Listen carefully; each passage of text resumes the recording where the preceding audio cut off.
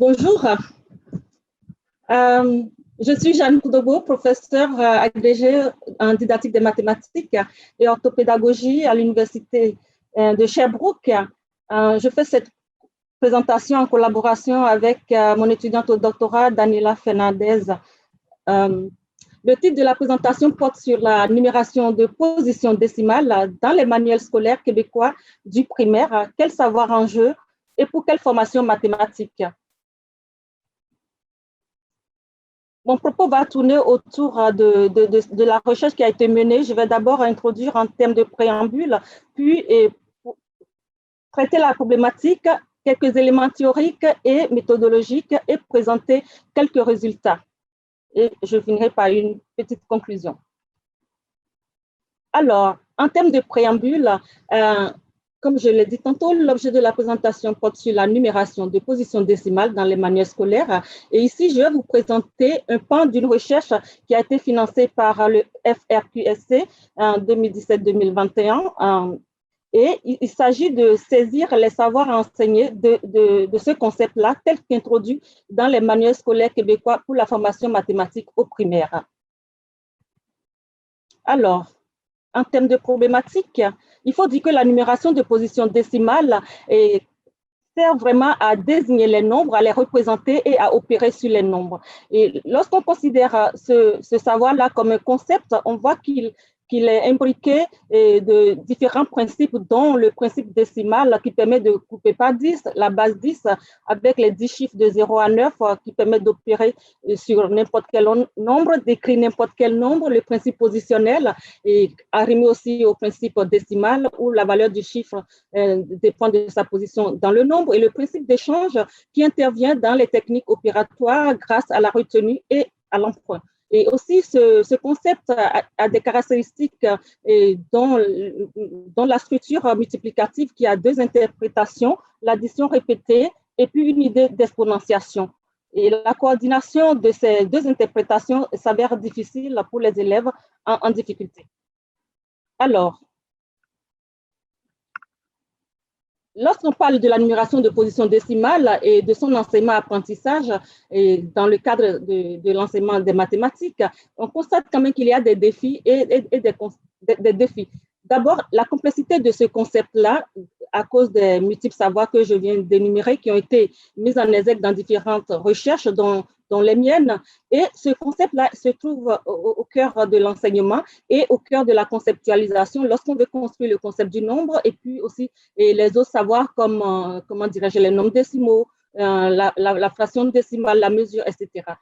Et les recherches ont identifié effectivement des difficultés et des conceptions erronées. Et ces difficultés et conceptions erronées ont été, comment dirais-je, rattachées aux effets des programmes d'études, effets, comment dirais-je, dus à la fragmentation des savoirs. Et ces éléments ont été pointés dans plusieurs études depuis les années 80 et dans mes comment dirais-je, les résultats de mes études doctorales. Et on constate aussi que dans l'enseignement, il y a un certain surinvestissement du principe de position au détriment des autres principes. Et donc, lorsque on surinvestit le principe de position dans l'enseignement et même dans les manuels scolaires, on constate qu'il y a une certaine absence de conceptualisation. Et depuis les années 2001, ça fait déjà une vingtaine d'années, nous avons constaté dans le programme de formation de l'école québécoise une restructuration des savoirs et aussi, comment dirais-je, une restructuration au niveau des matériels et leur renouvellement. Et puis également, au sein de la communauté éducative, on constate que les manuels scolaires sont un objet de prédilection pour les enseignants. Et si je prends par exemple le cas des États-Unis, les contenus mathématiques enseignés proviennent de, comment dirais-je, à un pourcentage de 18% aux États-Unis, les contenus mathématiques enseignés englobent 78% et sont extraits des manuels scolaires. Maintenant, pourquoi s'intéresser à la prise en compte de la numération de position décimale dans les manuels scolaires? Il faut dire que si on considère les résultats d'études qui ont révéler les connaissances et les savoirs des élèves et avec les difficultés qui y sont reliées, on constate que, disons que dans mes recherches, j'ai constaté que le type d'enseignement reçu a quand même un effet sur les connaissances et les difficultés des élèves. Et les connaissances et les difficultés des élèves sont empreintes des caractéristiques des situations d'enseignement. Et donc, on voit quand même qu'il y a un certain lien entre ce qu'on enseigne et ce que les élèves apprennent. Alors, il est de bon ton de considérer les situations de formation mathématique spécifiques au savoir à enseigner. Et c'est dans ce cadre-là que j'ai cherché à étudier vraiment ce qu'il en est de la prise en compte des savoirs à enseigner, principalement la numération de positions décimales. Pour ce faire, la question de recherche est formulée ainsi: quels sont pour la formation mathématique au primaire les objets de savoir introduits dans les manuels scolaires à propos de la numération de position décimale? Et pour répondre à cette question, l'objectif principal est de décrire et d'analyser donc les savoirs à enseigner de ce concept-là, tel qu'introduit dans les manuels scolaires pour saisir les enjeux de formation mathématique. Alors, quelques éléments théoriques. Il faut dire que j'ai considéré la théorie anthropologique du didactique, le concept de la numération de position décimale et la manière dont on introduit les situations d'apprentissage ou d'enseignement en termes de modalités et d'habillage. Au niveau de la théorie anthropologique du didactique, l'élément que je vais présenter ici, c'est rapidement la transposition didactique qui permet de saisir les rapports entre les savoirs de référence et les savoirs à enseigner qui sont prescrits dans les programmes et finalement transposés dans les instances didactiques. Et dans le cadre de cette recherche-ci, c'est la prise en compte de la numération de position décimale dans les manuels scolaires à l'ordre du primaire. J'ai aussi considéré, par exemple, la passiologie avec le bloc PASSIS, où on peut parler en termes d'un ou de plusieurs types de tâches et des techniques qui sont rattachées. Il y a aussi le bloc Logos qui concerne les savoirs même et le discours sur les techniques ou la technologie si les techniques sont expliquées, justifiées par un savoir lié à une théorie. Et aussi, étudier le savoir à enseigner la numération de position décimale permet donc de dégager les types de tâches et les analyses qui s'y appliquent. Et cela permet aussi de saisir comment ce concept-là est traité sur le plan conceptuel. L'autre élément théorique concerne le savoir, la numération de position décimale. C'est tel que j'ai présenté auparavant, il y a différentes notions imbriquées, les principes, les caractéristiques. J'ai considéré aussi les résultats d'études de Templier en France, Bedna et Janvier, depuis les années 80, mais qui sont encore d'actualité, et puis mes propres recherches. Et ça, c'est par rapport au concept-là. Je ne vais pas trop détailler puisque j'ai déjà parlé des principes au début. Et j'ai considéré aussi les modalités d'enseignement et l'accès au savoir. Et donc, en considérant cela, il faut prendre en compte les entrées par lesquelles on accède au savoir, par lesquelles les types de tâches sont proposées. Et si on considère le programme de formation de l'école québécoise, le gouvernement du Québec promeut le recours à la résolution de problèmes, et principalement aux situations problèmes mathématiques. Et lorsqu'on parle de situations problèmes mathématiques, on voit aussi l'aspect concernant l'exigence mathématique, la présentation ou le contexte, comme l'ont montré Stein et Hall, Zhu et Fan.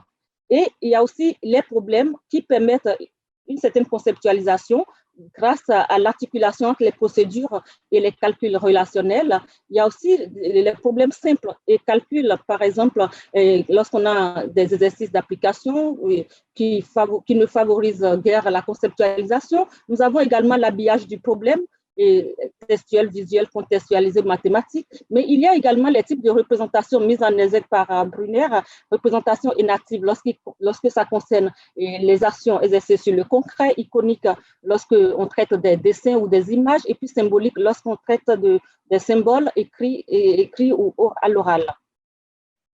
Voilà, ceci dit, au niveau des éléments méthodologiques, ce que nous avons fait, il faut dire que la numération de position décimale étant l'objet au cœur de cette recherche, et nous avons considéré la numération de position décimale au deuxième cycle du primaire. Et pourquoi nous avons choisi le deuxième cycle du primaire? C'est parce que les recherches ont montré que les difficultés qui sont propres à ce savoir-là sont vraiment prégnantes, et avec l'étude des grands nombres qui intervient à ce cycle-là.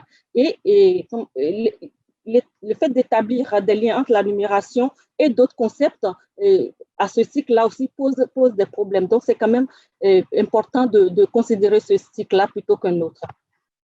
Au niveau de l'échantillonnage, nous avons considéré 4 collections d'ensembles didactiques, donc principalement les manuels scolaires et les documents d'accompagnement approuvés par le comité conseil sur l'évaluation des ressources didactiques. Et la première collection, c'est la collection Adagio, la deuxième ClickMath, troisième défi mathématique et puis la dernière TamTam. Vous avez les éditeurs, les auteurs de ces collections-là, vous les connaissez certainement. Et il y a certaines de ces collections qui sont, comment dirais-je, plus utilisées par les enseignants que d'autres. Donc, nous allons voir maintenant au niveau de la méthode de collecte de données. Il y a eu trois phases au niveau de la collecte et des analyses. Et donc, nous avons d'abord fait, dans un premier temps, une analyse conceptuelle de la numération de position décimale, donc avec les différents principes et caractéristiques. Et nous avons fabriqué une grille pour pouvoir collecter les données et cette grille aussi pour pouvoir analyser les données. Et nous avons fait une étude des documents officiels, le programme de formation de l'école québécoise et la progression des apprentissages en amont. Et puis, nous avons considéré en aval les manuels scolaires et donc les activités telles qu'introduites dans ces manuels-là. Et grâce à SPSS, et à partir de la grille établie à la phase 1, et nous avons pu collecter les données. Et ensuite, nous avons confronté les résultats et les ont discutés. Si je reviens rapidement sur les temps 1 et 2, nous avons fabriqué donc une grille de collecte et d'analyse des situations de la numération de position décimale et à partir des principes et en se servant des types de tâches selon Chevalard. Et puisqu'on a considéré le savoir de référence de la numération de position décimale à partir des études qui ont été déjà faites en ce sens-là, et les types de tâches et exigences mathématiques, et l'habillage des problèmes, etc., et puis les types de représentation. Donc, nous avons quand même une certaine variété au niveau du corpus documentaire pour pouvoir saisir davantage l'objet de recherche par la triangulation des données. Rapidement, au niveau de la création de variables sur SPSS, considérant la grille de collecte, donc dans un premier temps, nous avons considéré les contenus et ces contenus ont été déclinés en différentes dimensions, dont les principes de la numération de position décimale. Donc, vous avez les différents principes qui sont présentés là en termes de variables. Et nous avons aussi considéré le sens des opérations sur les nombres, parce que lorsqu'on traite de la numération de position décimale, on la traite, comment dirais-je, en tant que concept, mais on la retrouve aussi dans les opérations sur les nombres. Et nous avons considéré donc les 4 opérations sur les nombres. Nous avons également considéré les catégories de tâches.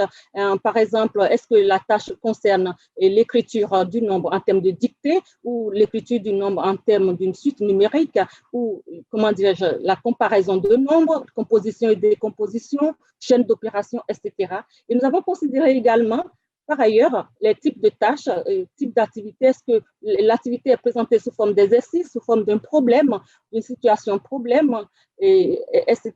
Et puis, nous avons considéré aussi les modes de représentation concrets, symboliques, dessinés. Au niveau de la description et des analyses, comment dirais-je, nous avons donc décrit les situations qui sont introduites dans les manuels scolaires selon les items qui ont été prédéterminés dans la grille au niveau de la phase 1. Et puis, nous avons aussi considéré de nouvelles catégories qui ont émergé. Nous avons confronté les résultats. Il faut dire que les analyses sont diversifiées pour plus de pertinence. Nous avons des analyses quantitatives et comment dire, nous avons aussi des analyses mixtes. Nous avons fait également une analyse de contenu et un test du pi carré choisi en raison de la nature des variables dichotomiques et catégorielles parce que ce test permet le traitement avec des échantillons de grande taille. Nous avons privilégié, comment dirais-je, les histogrammes pour pouvoir représenter les résultats.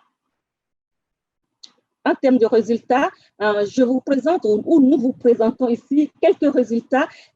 Nous sommes dans la phase d'analyse des résultats et donc la production qui va suivre ce colloque en termes de tests sera beaucoup plus détaillée.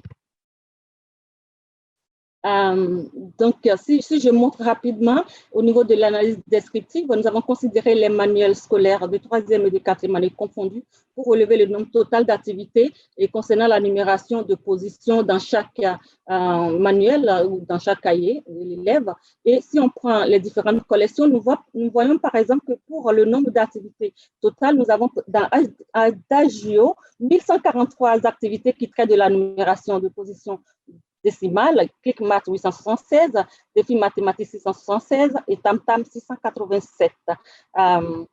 Quand on prend les résultats au niveau du Kikari, les collections sont comparées sur la base des résidus qui ont été ajustés. Donc, quand vous regardez le diagramme en barre pour pouvoir comparer, vous voyez effectivement que parmi les 5 principes qui sont énumérés ici, au niveau de la numération de positions décimales, on constate une sous-représentation dans la collection Adagio. Donc, on constate une sous-représentation dans la collection Adagio et une sur-représentation dans la collection défis mathématiques. Et quand on considère le principe valeur de position, également, on constate une sur-représentation sur l'ensemble sur l'ensemble des collections. Donc, ce qu'on peut dire rapidement ici, c'est que les recherches ont vraiment montré que le principe de valeur position décimale a été surinvesti dans les études et puis aussi surinvesti en enseignement de ce concept-là. Donc, en analysant les activités par rapport à ces principes-là, c'est ce qui ressort également. Et ça veut dire quelque part que les enseignants qui surinvestissent le principe positionnel décimal, la plupart de ces enseignants utilisent les manuels scolaires et donc cela justifie aussi ces résultats qui corroborent ce qui a été dit dans les études précédentes. La valeur de position décimale est une variable surinvestie dans les manuels scolaires, sauf dans la collection Adagio qui privilégie le groupement à la base 10. Donc, vous voyez vraiment, il y a juste cette collection-là qui se démarque comparativement aux autres collections quant à ce que je viens de dire. Quand on prend les catégories de tâches, comme la dictée, suite numérique, comparaison, décomposition, on observe une surreprésentation de la suite dans la collection ClickMath et on constate aussi, comment dirais-je, dans la collection TamTam au niveau de la dictée des nombres. Et toutefois, ces 4 variables sont sous-représentées dans la collection Adagio. Donc, vous voyez, dans Adagio, on ne voit pas ce type de catégorie de tâches. Maintenant, si on prend les opérations sur les nombres et la division suivie par l'addition sont surreprésentées dans la collection TamTam, donc on voit effectivement ici au niveau de la division et puis l'addition, et les 4 opérations sont pratiquement sous-représentées dans les 3 autres collections. Et cela montre quand même que si on prend cette collection et TamTam, on a vraiment les opérations sur les nombres en termes d'exercice d'ailleurs qu'en termes de résolution de problèmes. C'est ce qui est sorti également. Il vous reste 2 minutes. Ah, bon, merci. Et sens des opérations sur les nombres, donc je vais laisser passer cela. Maintenant, quand on prend les résultats liés aux entrées par lesquelles on accède à la numération selon les types de tâches, considérant tout ce que j'avais dit dans la partie problématique, je ne vais pas être redondante là, donc je vais passer cela. Ce qu'on remarque au niveau des types d'activités, et on voit que la collection TamTam privilégie les exercices au détriment des problèmes. C'est ce que je viens de dire tantôt, lorsqu'on a vu que dans cette collection-là, il y avait une surreprésentation de l'addition, par exemple. Et puis, au contraire, quand on prend la collection Adagio, on observe une surreprésentation des problèmes mathématiques. Et dans la collection ClickMath, on a vraiment une surreprésentation des situations problèmes. Donc, en analysant ces différentes collections-là, je l'ai d'ailleurs vécu aussi dans ma recherche doctorale, en allant observer durant toute une année scolaire des enseignants. Et les enseignants qui utilisaient effectivement ClickMath utilisaient des situations problèmes, contrairement aux autres enseignants qui utilisaient par exemple Adagio. Au niveau de la représentation, on voit que, comment dirais-je, ça dépend. Quand je prends par exemple Adagio, utilise davantage du concret et TamTam utilise davantage le dessin et puis défi mathématique n'utilisent pas quasiment de symboles. Je vais passer. Qu'est-ce qu'on peut retenir de ces résultats-là? Il faut dire que quand on considère les contenus, principes, sens des opérations sur les nombres et puis les autres tâches, nous avons constaté effectivement une prédominance du principe de position au détriment des autres principes, toutes collections confondues, ce qui corrobore effectivement les résultats de recherche de Templier en France et des miennes, et où le principe de valeur positionnelle décimale est surinvesti dans les 4 collections. Donc, on peut questionner ici la conceptualisation par rapport à l'exigence mathématique des tâches liées à la numération de position décimale. En surinvestissant un seul principe, on ne traite pas des autres notions imbriquées de ce concept-là. Bon, on a remarqué également que le jeu était très peu exploité dans les manuels et au niveau des types de tâches et puis les représentations, il y a une prédominance d'activités présentées sous forme d'exercices papier-crayon et une surreprésentation des symboles au détriment de la représentation concrète et dessinée et portée des 3 représentations. Oui, donc ce qu'on peut dire là, c'est que lorsqu'on veut amener les élèves à conceptualiser, il faut partir du concret vers le dessin et puis vers le symbolique, pour que l'élève puisse donner du sens au concept, et c'est ce qui n'est pas vraiment le cas dans la plupart des manuels. Et démarcation effectivement de certaines collections où nous constatons des situations propices à la conceptualisation et à la résolution de situations comme je l'ai montré. Pour conclure, ce que je peux dire, c'est que la numération de position décimale est un concept qui est vraiment indispensable en enseignement-apprentissage des mathématiques. On sait aussi que c'est un concept difficile à maîtriser par les élèves et le ministère promeut la résolution de situations problèmes ou la résolution de problèmes. Mais les situations dans les manuels scolaires sont majoritairement des exercices, des calculs sur les nombres. Et les enseignants surinvestissent les activités dans les manuels au détriment des situations conçues par leurs soins, puisqu'ils utilisent majoritairement les manuels scolaires pour faire classe. Et donc, en termes de retombées, il faut considérer l'enseignement et la formation initiale ou la formation continue, une formation didactique et mathématique, et grâce à laquelle les enseignants vont être formés, les futurs enseignants ou ceux qui sont en exercice, à la planification de situations d'enseignement-apprentissage, et donc nécessité de recourir à des activités qui sont vraiment riches et qui mobilisent les principes imbriqués, varier les accès au savoir mathématique, comme je l'ai révélé récemment dans une de mes publications, et de même que Marie Escali, et aussi la portée de l'analyse a priori et l'analyse conceptuelle, grâce aux jeux sur les variables didactiques.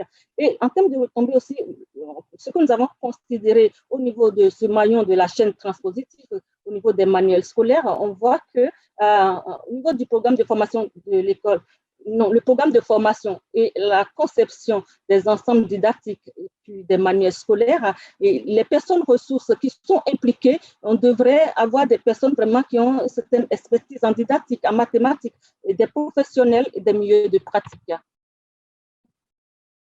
Merci pour votre attention.